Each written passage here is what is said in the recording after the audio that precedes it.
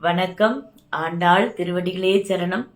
இன்னைக்கு திருப்பாவை பாசுரம் 13, புள்ளின் வாய் கீண்டானே. நீங்க நான் மார்கழி ஆண்டாள் திருப்பாவை திரும்பவும் இல்லையா? அப்போ இதுல என்ன சொல்லியிருக்காங்க? இத்தனை நாள் ஆண்டாள் நமக்கு சொல்லிட்டு வந்ததெல்லாம் பார்த்துட்டோம் இல்ல. ஆண்டாள் நம்மளை எழுப்புறாங்க. எப்படி எழுப்புறாங்க? நம்ம நோன்பு பண்ணலாம் அப்படின்னு சொல்லிட்டு இந்த நோன்பை பத்தி சொல்லும்போது திருப்பாவை மேன்மையான நோன்பு இது, அது எப்படி இருக்கணும், இருந்தா என்ன பலன் அப்படிலாம் சொல்லிட்டு நம்மளை எழுப்புறதுக்காக அப்போவே ஆயர்பாடிக்கே தான் போயிட்டு அங்க ஆயர்பாடியில வாழ்ந்துதான் நினைச்சு அங்க இருக்கிற ஆய்ச்சிகள் எல்லாம் தன் தோழியா நினைச்சு எழுப்புற மாதிரி அந்த பாசுரங்கள் எல்லாம் பாடியிருக்காங்க. நம்ம உள்ள இருக்கிற அந்த மமகாரங்கள் எல்லாம் போனோம் அப்படின்றது தான் உள்ள இருக்கிற தாத்பரியம். அப்படி எழுப்பிட்டே வந்திருக்காங்க. அப்போ ஒவ்வொருத்தரும் ஒவ்வொரு மாதிரி இருக்காங்க. இன்னைக்கு விடியலன்னு சொல்லி நிறைய பேர் திருப்பி, ஏன்னா ஃப்ரெண்ட்ஸ் தானே, ஒருத்தருக்கு ஒருத்தர் பேசும்போது இவ எழுந்திருந்தா மாட்டேன் அப்படின்னு சொல்லிட்டு நீ காரணம் சொல்லு அப்படின்ற மாதிரி சொல்ற அந்த ஒரு கான்வர்சேஷன் மாதிரியே வச்சு இருந்திருக்காங்க. அப்புறமா என்ன சொல்லிட்டாங்க, என்னோட மாமா பொண்ணுன்னு சொன்னாங்க, கண்ணனோட பக்கத்து வீட்டுக்காரி, அப்பாவோட செல்ல பொண்ணு, அண்ணனோட செல்ல தங்கச்சி, இது வரைக்கும் இப்படி பார்த்தோம். அப்போ இப்போ யாரை பார்க்க போறோம் அப்படின்னா, அவ எப்படியா தன்னுடைய அழக பெருமையா சொல்லணும், அதுவும் கண் அழக பெருமையா சொல்லணும்ட்டு வெயிட் பண்ணிட்டு இருக்க ஒருத்தியா. அவள்கிட்ட போயிட்டு அவளை எழுப்ப போறாங்க இவங்க. அதுதான் இந்த பாசுரம். ஸோ இந்த பாசுரத்தை நம்ம ஒரு வாட்டி சொல்லிடலாமா? புள்ளின் வாய் கீண்டானே பொல்ல அரக்கனை கிள்ளி களைந்தானே கீர்த்திமை பாடிப்போய் பிள்ளைகள் எல்லாரும் பாவை களம்புக்கார் வெள்ளி எழுந்து வியாழ முறங்கிற்று புள்ளும் சிலம்பினகான் போதறி கண்ணினாய் குள்ள குளிர குடைந்து நீராடாதே பள்ளி கிடத்தியோ பாவாய் நீ நன்னாளாள் கள்ளம் தவிர்ந்து கலந்தேலோ ரம்பாவாய். புள்ளின் வாய் கீண்டானே அப்படின்ட்டு வருது.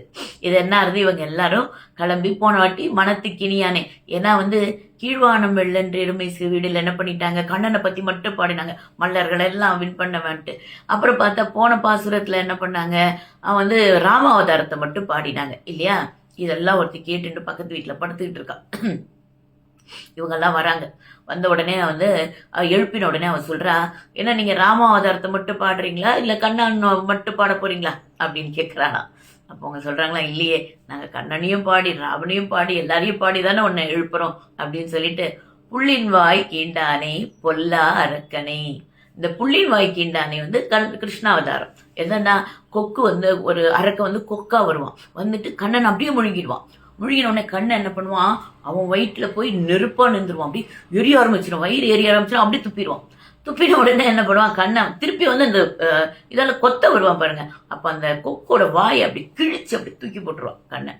ஸோ அப்படி ஒரு சம்மாரம் பண்ணியிருக்கா கண்ணன். எனக்கு இதை சொல்லும்போது சுந்தரகாண்டம் படிக்கும் போது எனக்கு ரொம்ப பிடிச்ச அந்த இது என்னன்னா, அந்த சிம்மியை என்ன பண்ணுவா, அப்படியே அந்த நிழலா பிடிச்சி இழுப்பா. நான் மேல அவர் கடல் மேல போகும்போது ஆஞ்சநேயரோட நிழலை பிடிச்சி இழுக்கும் போது அவ என்ன பண்ணுவா, தன்னை வளர்த்துக்கிட்டே போவா. ஆஞ்சநேயர் வளர்ந்துட்டே போவார்.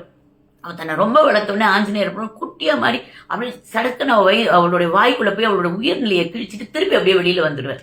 ஸோ அந்த சமயோஜித புத்தி, அந்த சுந்தரகாண்டம் ஃபுல்லா நம்ம அந்த ஆஞ்சநேயருடைய அந்த சமயோஜித புத்தியை நம்ம ரசிக்க முடியும். அந்த இடம் எனக்கு ஞாபகம் வந்து இப்படி அவர் போய் அந்த இது பண்ணாலும் இவர் அந்த வயிற்றுக்குள்ள போய் அப்படி திருப்பி வெளில இப்படி கிழிச்சிருக்காரு இந்த இடத்துல கிருஷ்ணர். அப்போ புள்ளின் வாய் கீண்டானே பொல்லா அரக்கனை கிள்ளி களைந்தானே. பொல்லாத அரக்கன் யார்? ராவணன். அவன் சாதாரண பொல்லாதவன் இல்லை, ஒரு அம்மா அப்பான்னு நம்ம நினைக்கிற ராமரையும் சீதையும் பிரிச்சவன். அதுக்கு எல்லா பொல்லாத்தனங்களையும் பண்ணவன். நேர போய் அப்படி வின் பண்ணி சீதையை எடுத்துட்டு வந்தான் இல்ல, அதுக்கு எவ்வளவு பொல்லாத்தனம் பண்ணான் இல்லையா? பொல்லா அரக்கன். ஏன்னா அரக்கன்ல நல்லவனும் இருக்கான்ப்பா, விபீஷணன் இருக்கான்ப்பா, அப்ப இவன் பொல்லாதவன்ப்பா அப்படின்ற மாதிரி பொல்லா அரக்கனை கிள்ளி களைந்தானே. அப்படி போற போக்குல இந்த புல்லு வேண்டாம் அப்படி கிள்ளி இப்படி தூக்கி போட்டுருவோம் இல்லையா? அப்படி அந்த களை எடுக்கிற மாதிரி ராமர் அவனை கிள்ளி களைந்தார். அதனால இந்த இடத்துல ராமரை சொல்றார், கிள்ளி களைந்தானே கீர்த்திமை பாடி போய். நாங்க இப்ப ராமர் கிருஷ்ணர் எல்லாரையும் பாடின்னு தான் போறோம். பாடி போய் பிள்ளைகள் எல்லோரும் பாவை களம்புக்கார். யார் பிள்ளைகள்? இந்த பெண் பிள்ளைகள் எல்லாரும் போய் நாங்க அந்த பாவை நோன்பு இருக்கிற களம் இருக்குல்ல, போர்க்களம் மாதிரி, இது பாவை நோம்புக்கு எல்லாரும் ஒன்னா ஒரு இடத்துல கூடுறாங்க. அந்த இடத்துக்கு நாங்க புகுந்துட்டே போறாங்க எல்லாரும், அதுக்குதான் உன்னை கூட எழுப்புறோம் அப்படின்னு சொல்லிட்டு சொல்லுவாங்க. சொன்ன சொல்றா, பா பிள்ளைங்கன்னா எல்லாம் சின்ன அரியா பிள்ளைங்க, அதுங்களுக்கு பொழுது விடிஞ்சுன்னு தெரியாது, விடியாதுன்னு தெரியாது, அவங்க போடுறாங்கன்ட்டு என்ன எழுப்புறீங்களே அப்படின்னு சொல்லுவா. பிள்ளைகள் எல்லோரும் பாவை களம்புக்கார், வெள்ளி எழுந்து வியாழ முறங்கிற்று அப்படின்னு சொல்லுவா.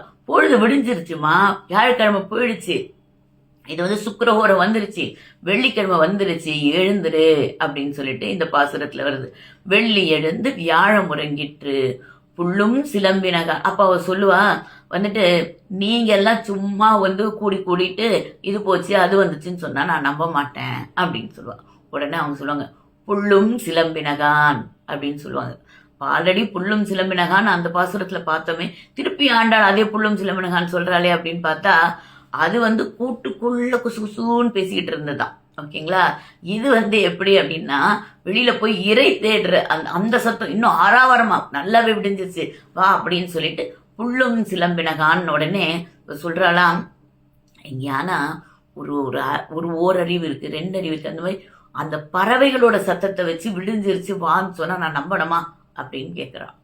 அப்போதான் இவங்க என்ன பண்றாங்களா, போதரி கண்ணினாய் அப்படின்னு சொல்றாங்களா. அந்த ஹரி அப்படின்ற வேர்டு வந்து ஹரி அப்படின்றதுலேருந்து பல அர்த்தம் இருக்கு. அந்த ஹரின்ற வார்த்தைக்கு அதுலேருந்து மருவி அதாவது வந்து ஹரின்ற இந்த இடத்துல வந்திருக்கு.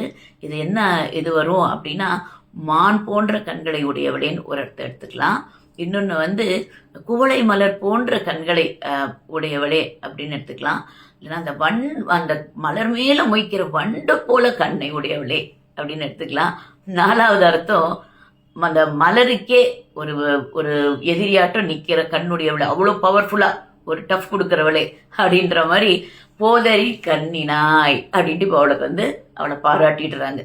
பாராட்டி என்ன சொல்றாங்க, குள்ள குளிர அப்படி நடுங்கிடு அப்படி அந்த காலையில உஷத் காலத்துல குளிக்கும் போது எப்படி இருக்கும், விடிய கத்தாரில் குளிக்கும் போது அது ஜில்லு தண்ணியில அப்படியே தலையிலேருந்து அப்படி நீராடுறதுன்னா அப்படி தலையிலேருந்து கொட்டிக்கும் போது எப்படி இருக்கும், நடுங்கும் இல்லையா.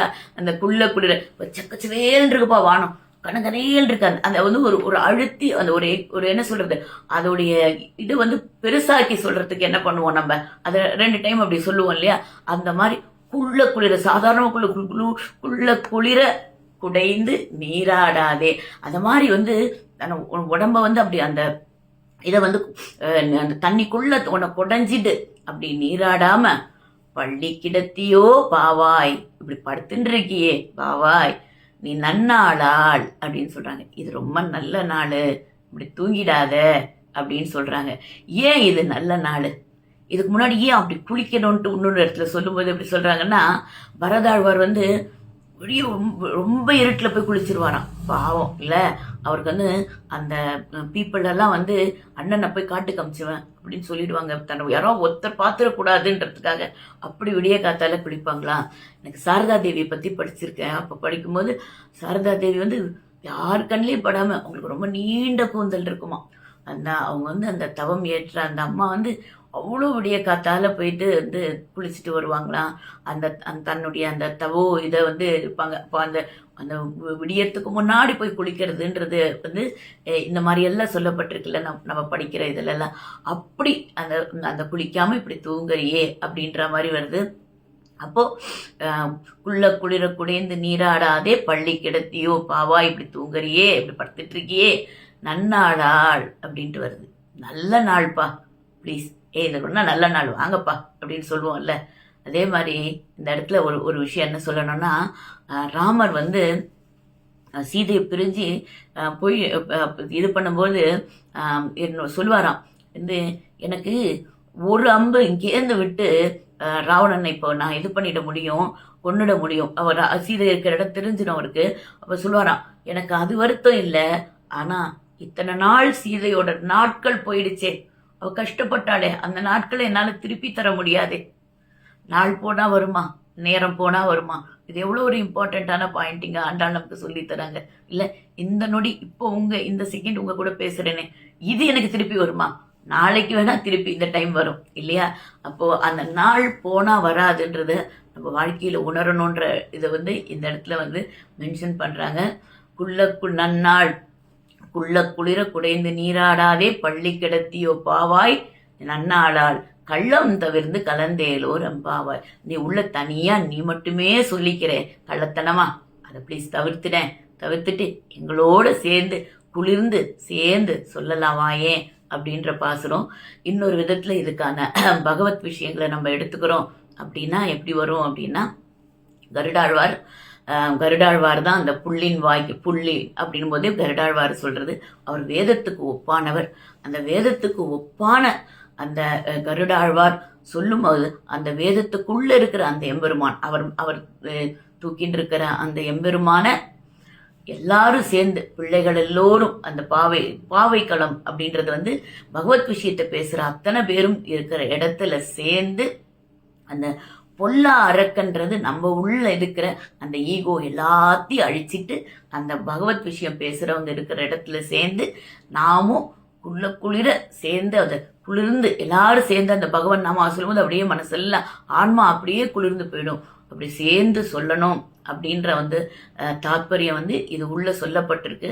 அப்போ எங்கெல்லாம் சத் சங்கம் நடக்கிறதோ அங்கே எல்லாரும் நம்ம எல்லாரும் சேர்ந்து இந்த பகவத் நாமாவை ராமா கிருஷ்ணா கோவிந்தா அனந்தா மதுசூதனா அப்படின்ட்டு அவனை எல்லா விதத்துலையும் கூப்பிடணும்.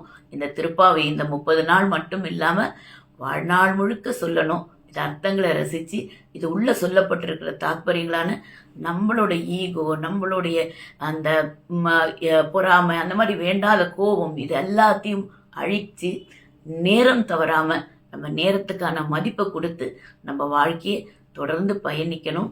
இதை நம்ம வாழ்வியலுக்கும் சேர்த்து எடுத்துக்கணும்னு சொல்லி திருப்பாவை சொல்ல உங்கள் எல்லாரையும் அன்போடு கூப்பிடுறேன். ஆண்டாள் திருவடிகளே சரணம். லோகா சமஸ்தா சுகினோ பவந்து. ஆண்டாள் திருவடிகளே சரணம். எம்பெருமானார் திருவடிகளே சரணம். ஜீயர் திருவடிகளே சரணம். பல்லாண்டு பல்லாண்டு எல்லாரும் நல்லா இருக்கணும். வாழ்க வையகம். நன்றி, வணக்கம். கடல் சூழ்ந்த மண்ணுலகம் வாழ மணவாள மாமுனியே இன்னும் ஒரு 100 ஆண்டிலும். நன்றி.